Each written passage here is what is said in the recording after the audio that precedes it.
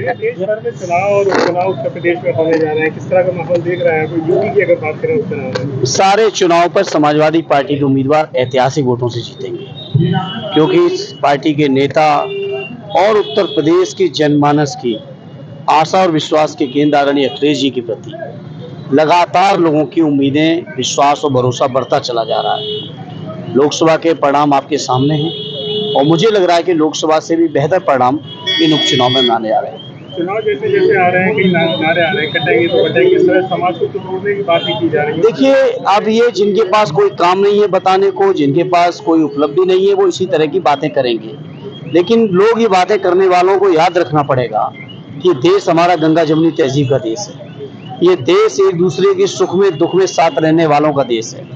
इसलिए इस देश के अंदर, इस प्रदेश के अंदर ये नारों का कोई मतलब नहीं है और जो भी प्रयास करेगा इस तरह की नकारात्मक राजनीति का, जनता उसका जवाब देगी। लेकिन मायावती ने कहा है कि हमसे जुड़ेंगे तो आगे बढ़ेंगे, सपा भाजपा पर हमला करते हैं। देखिए, ठीक है, वो उनकी अपनी पार्टी है, उनकी अपनी विचारधारा, वो अपनी बात जरूर कहेंगी और कहना चाहिए, लेकिन जो सामने है चीज उसको आप नंदाज नहीं कर सकते हो।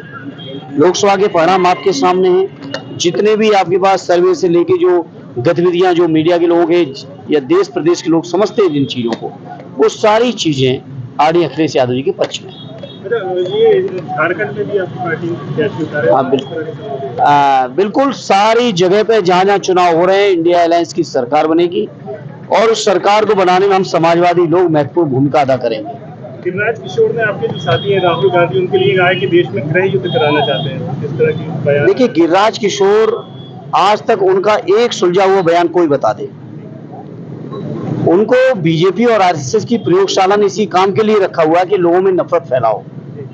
आज तक एक भी उनका सुलझा हुआ समरसता, प्यार, मोहब्बत, एकता बढ़ाने वाला एक भी बयान गिरिराज किशोर जी का हो तो आज तक आप बता दो। उन्होंने हमेशा नफरत फैलाने की बातें की, वही करेंगे और इसी बात की नौकरी उन्हें भारतीय जनता पार्टी ने दे रखी है। करेल की सीट आपकी सीट है, बहुत ऐतिहासिक जीतेंगे, बहुत ऐतिहासिक। में पिछली बार भी आप आए और इस बार भी आपको मौका मिला है। ये मेरे लिए तो बहुत बड़ी सौभाग्य की बात है और मेरे मित्र आशीष पटेल जी का आभार प्रकट करता हूं कि ये जब भी मैं बॉम्बे होता हूं और बहुत ज्यादा बिजी होता हूं, उसी वक्त इनका फोन आता है और कहते हैं आना है और लोह पुरुष को एक बार माला अर्पण करना है। और ये मेरे लिए बहुत बड़े सौभाग्य की बात है कि एक इतने बड़े शख्स के लिए मुझे माला अर्पण करना पड़ा और आज भैया भी हमारे साथ हैं।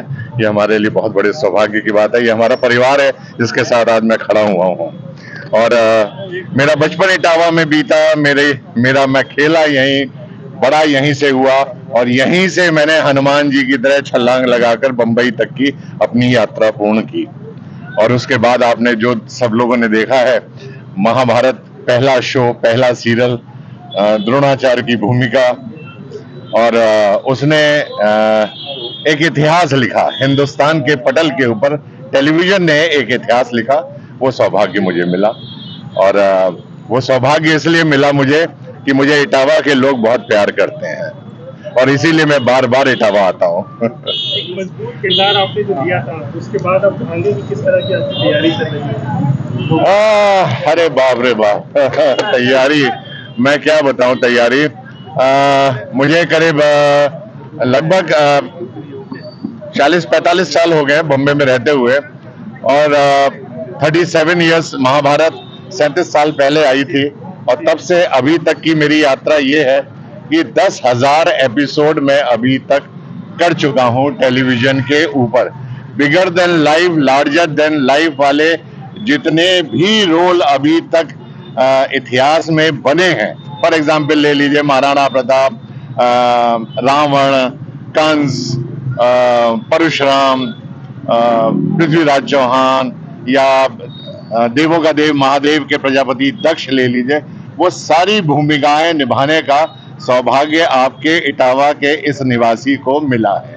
बॉलीवुड में गैंगस्टर की जो भाग रही लॉरेंस बिश्नोई ने जो सलमान के घर पे हमला किया, उसके बाद उनके जो सहयोगी थे बाबा सिद्दीकी की हत्या हुई, तो इस टाइम में बॉलीवुड में कैसा माहौल है? किसी कोई डर या कोई भय का माहौल है इस समय? सर, बॉलीवुड तो एक ऐसी इंडस्ट्री है जहाँ काम तो रुकता ही नहीं है, चाहे आंधी आए, तूफान आए, कुछ आए, वो उनका पर्सनल क्या रिवेंज है क्या नहीं है उसके बारे में मुझे ज़्यादा जानकारी है नहीं, लेकिन जितना भी है वो यही है कि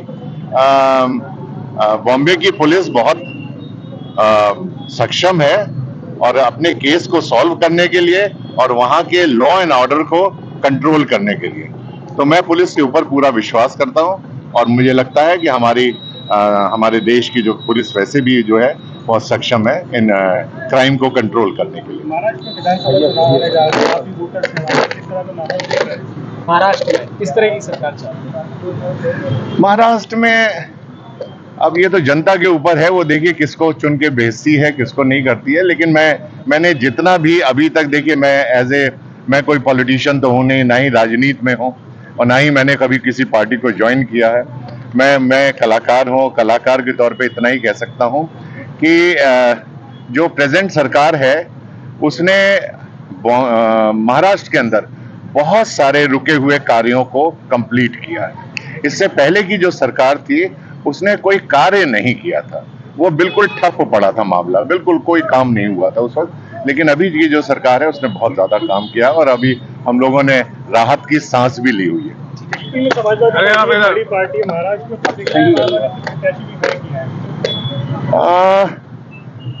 फिर वही बात मैं कहूंगा, मुझे बहुत ज्यादा जानकारी तो नहीं है, मुझे उसके बारे में हमारे साथ हमारे भैया खड़े हुए हैं।